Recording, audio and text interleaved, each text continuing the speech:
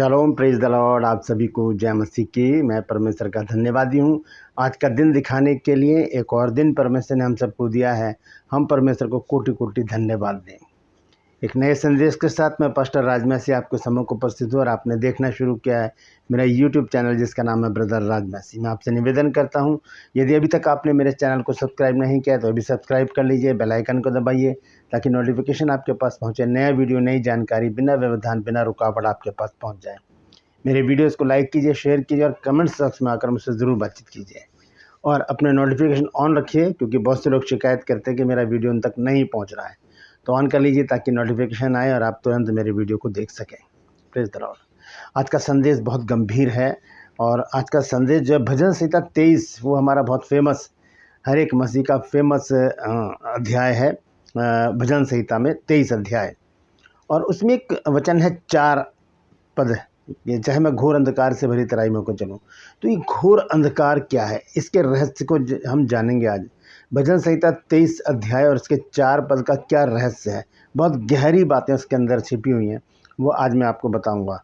तो पूरा संदेश सुने और इसे शेयर करें ताकि बहुत से लोगों तक ये सच्चाई पहुंच सके, क्योंकि जो चैनल आपने ऑन किया है यहाँ पर जिद है सच को फैलाने की, ना किसी का विरोध, ना किसी से लड़ाई, सिर्फ भलाई और परमेश्वर का काम।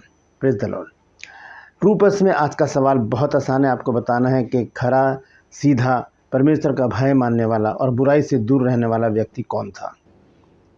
जानते हैं तो कमेंट्स में लिख दीजिए, नहीं तो डिस्क्रिप्शन में आपके सवाल का जवाब मिल जाएगा। और यदि आप हमारे बाइबल स्कूल से 1 साल का कॉरेस्पॉन्डेंस कोर्स करना चाहते हैं तो इस नंबर पर मुझे व्हाट्सअप मैसेज करके लिखिए कि मुझे BBS कोर्स करना है। BBS मतलब बेसिक बाइबल स्टडी।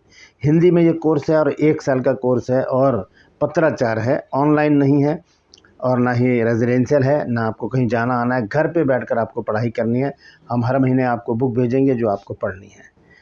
तो इस नंबर पर व्हाट्सअप मैसेज करके अपनी सीट पक्की कीजिए, क्योंकि थोड़ा समय रह गया। 14 सितंबर से क्लासेस स्टार्ट हो जाएंगी। Praise the Lord. आइए एक छोटी सी प्रार्थना करते हैं, फिर वचन में चलेंगे। प्रभु जी, मैं धन्यवाद देता हूँ आज की सुबह दिखाने के लिए और विनती करता हूँ प्रभु, आज के वचन को भी शेयर करने में मेरी मदद सहायता कर। मेरे होठों को, मेरे दिल दिमाग को छूकर ब्लेस कर। मेरी आत्मा, मेरा शरीर तेरे ही कब्जे में रहे, ताकि बोलने वाला मनुष्य नहीं बल्कि तेरा आत्मा हो। जो भी गुड़ भेद की बातें आज के वचन में छिपी हैं प्रभु, वो हम पे प्रकट करना, ताकि हम उन बातों को जानें और उन्हीं के अनुसार अपने जीवन को व्यतीत करें। जितने भी लोग इस वचन को देख रहे हैं, सुन रहे हैं, उन सब पर मैं तेरी आशीष बोलता हूँ। हर एक को आशीषित कर, हर एक की रोग बीमारी चिंता परेशानियों को अपने सामर्थ्य नाम के द्वारा दूर कर दे। प्रभु यीशु के नाम से मांगता हूँ, आमीन। Praise the Lord. तो आइए आज के इस अद्भुत संदेश को शुरू करेंगे। बहुत गंभीर बात है आज, और वो है अंधकार, घोर अंधकार से भरी हुई तराई। इससे हमें नहीं डरना है। अब इसको ध्यान से सुनिएगा, क्योंकि बाइबल का एक पद बहुत सामर्थ्य है, क्योंकि इसमें डर के बीच परमेश्वर की उपस्थिति का एक रहस्य है। 4 आयत पर हम गौर करेंगे।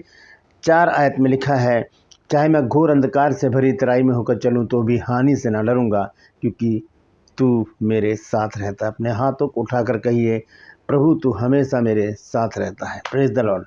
तो सबसे पहला जो संदर्भ है मैं आपको बताऊं वो है घोर अंधकार से भरी तराई क्या है। आप इसे नोट कर सकते हैं और इस वचन को आप अपने चर्च में प्रचार भी कर सकते हैं। कोई रुकावट नहीं है, कोई कॉपीराइट नहीं है। आप बिंदास इसका प्रचार करें और ये बहुत अच्छा संदेश है। सबसे पहली बात है, घोर अंधकार से तराई क्या है। इसको जानने के लिए मैं आपको समझाना चाहता हूँ। मैंने लिखा हुआ है, मैं आपको पढ़कर बताऊंगा, क्योंकि दाऊद ये नहीं कहता कि मेरे जीवन में कभी अंधकार आएगा ही नहीं। ये देखिए कितनी बड़ी महत्वपूर्ण बात है कि वो ये नहीं कह रहा कि मेरी ज़िंदगी कभी अंधकारमय होएगी नहीं, क्योंकि परमेश्वर तो साथ है ही। परमेश्वर के साथ साथ चलते हुए भी कई मौके ऐसे आएंगे कि हम अंधकार के बीच में होकर चलेंगे। चाहे मैं घोर अंधकार से भरी तराई में होकर चलूं, वो यही कहता है कि मैं चाहे घोर अंधकार से भरी तराई में होकर चलूं, लिखा है चलूं। इसका अर्थ है कि परमेश्वर के साथ चलने वाले व्यक्ति के जीवन में भी कठिन परिस्थितियां आ सकती हैं, परीक्षाएं आ सकती हैं। परमेश्वर के साथ चलने वाले की कुछ उदाहरण है जो मैं आपको बताना चाहता हूं, जैसे कि बीमारी, आर्थिक परेशानी, परिवार की समस्या, अकेलापन, विरोध, मृत्यु का भय और भविष्य की चिंता, और बहुत सारे डर हमें क्या करते हैं, डराते हैं। चलते हुए, अपनी ज़िंदगी को जीते हुए। लेकिन दाऊद यहाँ कहता है घोर अंधकार से भरी हुई तराई में होकर चलूँ तो मैं हानि से ना डरूँगा। लेकिन ध्यान किस बात पर हमें देना है? इस बात पर कि दाऊद तराई में रुकने की बात नहीं करता। वो ये नहीं कहता कि मैं तराई में गया और वहाँ डर गया, नहीं। वो कहता है कि तराई में होकर चलूँ, यानी कि वो चल रहा है तराई में होकर। यानी तराई आपकी मंजिल नहीं है, तराई से होकर निकलना है। वो हमारा डेस्टिनेशन नहीं है, वो हमारा लक्ष्य नहीं है, वो हमारा अंत नहीं है। उसमें से होकर हमको गुजरना पड़ेगा, उसमें से होकर हमें निकलना पड़ेगा। यशायाह 32 अध्याय के 2 पद को जब हम पढ़ते हैं तो वहाँ पर लिखा है, जब तू जल में होकर जाए मैं तेरे संग रहूँगा। यशायाह 43 अध्याय और उसका 2 पद लिखा है, चाहे तू जब तू जल में होकर जाए मैं तेरे संग रहूँगा। जल में होकर जाने पर भी परमेश्वर हमारे संग रहेगा। परमेश्वर ये नहीं कहता कि पानी कभी नहीं आएगा, बल्कि कहता है कि पानी में भी मैं तेरे साथ रहूँगा, पानी में भी मैं तेरे साथ रहूँगा, और आग में भी आग से भी मैं तुझे बचा लूँगा। चाहे घोर अंधकार भरी तराई आए वहाँ पर भी मैं तेरे साथ रहूँगा। ये परमेश्वर के वायदे हैं। तो बहुत अच्छी बात यहाँ पर दाऊद ने लिखी है, चाहे मैं घोर अंधकार से भरी तराई में होकर चलूँ, यानी कि चलना तो है। दाऊद परमेश्वर का प्रिय व्यक्ति है, जिसके विषय में परमेश्वर ने कहा कि मुझे मेरे मन का सा एक व्यक्ति मिल गया है, यिशै का पुत्र दाऊद, जो मेरी इच्छा पूरी करेगा। वही कहता है कि मैं घोर अंधकार से भरी तराई में होकर चलूँ। इसका मतलब तराई हमारी ज़िंदगी में, घोर अंधकार हमारी ज़िंदगी में ज़रूर आएगा। जैसे कि मैंने कुछ उदाहरण आपको बताए हैं, बीमारी, आर्थिक परेशानियाँ, परिवार की समस्याएं, अकेलापन, विरोध, मृत्यु का भय और भविष्य की चिंताएं, बहुत सारी बातें वो हमें डराएंगे। ये अंधकार की तराइयाँ हैं, इसमें से होकर हम अगर गुजरेंगे तब परमेश्वर हमारे साथ रह खड़ा होकर कहेगा कि मत डर, क्योंकि मैं तेरे साथ हूँ। Praise the Lord. दूसरी बात है, अंधकार का मतलब परमेश्वर की अनुपस्थिति नहीं है। अब अंधकार अगर यहाँ पर लिखा है कि अंधकार से भरी हुई तराई में होकर चलूँ, तो इसका मतलब अंधकार में क्या परमेश्वर नहीं होगा? नहीं, परमेश्वर वहाँ भी हमारे साथ होगा। कभी कभी जब जीवन में परेशानी आती है तो हम सोचते हैं परमेश्वर ने मुझे छोड़ दिया। बहुत से लोग मैंने कहते सुना, इतनी परेशानियाँ आ रही हैं, इतने कर्जे में आ गए हम लोग, इतने दुख में, इतने परेशानी में हैं, हमें तो परमेश्वर ने छोड़ दिया। परमेश्वर हमें कभी नहीं छोड़ता दोस्तों, क्योंकि लेकिन अगर भजन संहिता 4 में हम पढ़ें, 23 की 4 में, तो वो कहता है क्योंकि तू मेरे साथ रहता है, तू मेरे साथ रहता है। अंधकार में, परेशानी में, चिंता में, बीमारी में, आर्थिक परेशानी में, पारिवारिक समस्याओं में, अकेलेपन में, विरोध में, मृत्यु के डर में और भविष्य की चिंता में परमेश्वर हमारे साथ खड़ा रहता है। थोड़ा सा हमें छोड़ता है, विचलित करता है, फिर हमें पकड़ लेता है और हमारे जीवन में वो काम करता है। बहुत ही महत्वपूर्ण बात है, दाऊद ने ये नहीं कहा क्योंकि मुझे रास्ता दिखाई नहीं देता, ये नहीं कहा दाऊद ने कि मुझे रास्ता नहीं दिखाई दे रहा, अंधकार है चारों तरफ, मुझे रास्ता दिखाई नहीं दे रहा। उसने कहा तू मेरे साथ रहता है, तू मेरे साथ रहता है। और हम जानते हैं परमेश्वर अंधकार नहीं है, परमेश्वर तो ज्योति है। पहला यूहन्ना 1 अध्याय के 5 पद में हम पढ़ते हैं कि जो समाचार हमें मिला है वो हम तुम्हें सुनाते हैं। परमेश्वर ज्योति है और उसमें कुछ भी अंधकार नहीं है। तो अंधकार के बीच में जाकर परमेश्वर हमारे साथ है तो समझ लीजिए चारों तरफ उजाला ही उजाला है। जब रास्ता दिखाई ना दे तब भी परमेश्वर साथ हो सकता है, ये बात पक्की है। इब्रानियों 13 अध्याय के 5 पद को जब हम पढ़ते हैं तो यहाँ लिखा है, परमेश्वर ने कहा है कि वह हमें कभी नहीं छोड़ेगा और ना कभी त्यागेगा। ये परमेश्वर के शब्द हैं। उसने खुद ही कहा है कि ना मैं तुझे छोड़ूंगा ना मैं तुझे त्यागूंगा। इसलिए विश्वास परिस्थितियों को देखकर नहीं, परमेश्वर की उपस्थिति को देखकर करता है।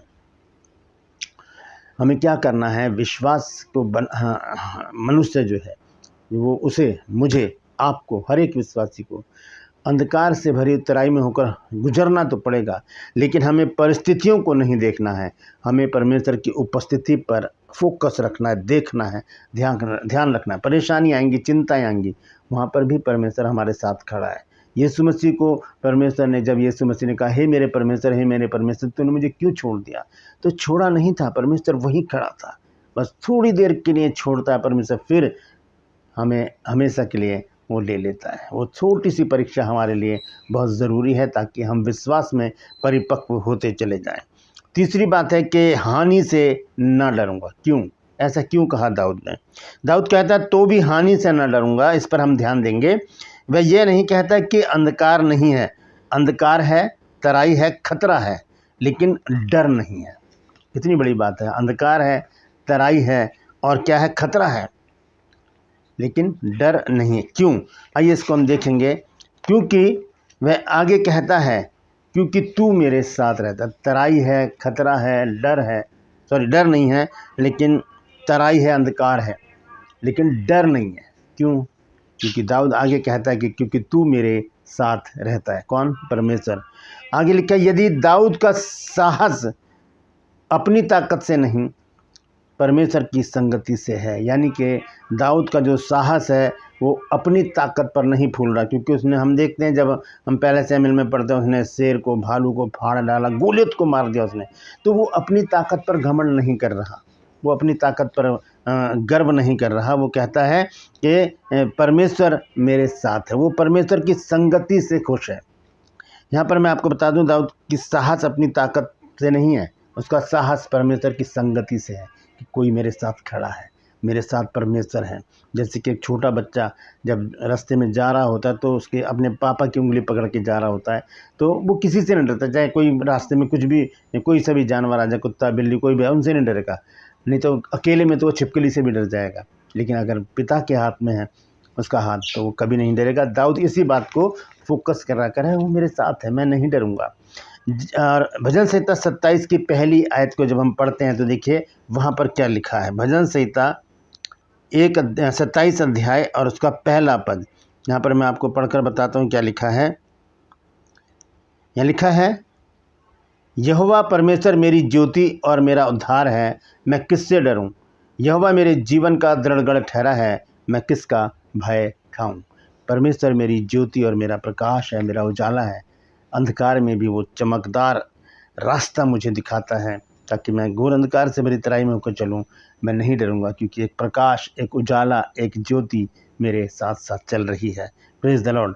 तो जब परमेश्वर हमारा प्रकाश है तो अंधकार हमारा भविष्य तय नहीं करेगा। इस बात को लिख लीजिए, जब परमेश्वर हमारे साथ है।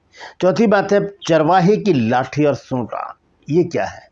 चाहे मैं घोर अंधकार से भरी तराई में होकर चलूँ तो भी हानि से न डरूंगा। ये बात मैंने आपको बता दी। अब है आगे का दूसरा हिस्सा, तेरे सोंटे और तेरी लाठी से मुझे शांति मिलती है। तो ये चरवाहे की लाठी और सोंटे के बारे में हम देखेंगे। 23 की 4 आयत में लिखा है कि तेरी लाठी और तेरे सोंटे से मुझे शांति मिलती है। लाठी और सोंटा चरवाहे का साधन है, क्योंकि जब दाऊद अपने भेड़ बकरियों को चराता था उसके पास लाठी भी रहती थी, उसके पास सोंटा भी रहता था। सोंटा होता है जो जरा सा इधर डाइवर्जन करने लगे जानवर तो उनको सटक सटक से फेर कर लेकर आता है, और लाठी जंगली जानवरों के लिए, उसके लिए होती है। और लाठी में कई बार उसे लग्गी भी कहते हैं, उसमें इस तरह से एक लोहा लगा होता है, उससे ऊंची जो डाली होती है उसको नीचे करता है वो, ताकि जो भेड़ बकरियां हैं वो उसके ताज़ा भोजन, हरी हरी तराई खा सकें।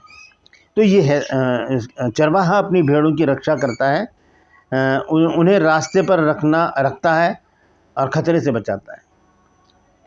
हम एक वचन देखेंगे, यूहन्ना रचित सुसमाचार 10 अध्याय का 11 पद। यहाँ लिखा है, अच्छा चरवाहा मैं हूँ, अच्छा चरवाहा अपने भेड़ों के लिए अपना प्राण देता है।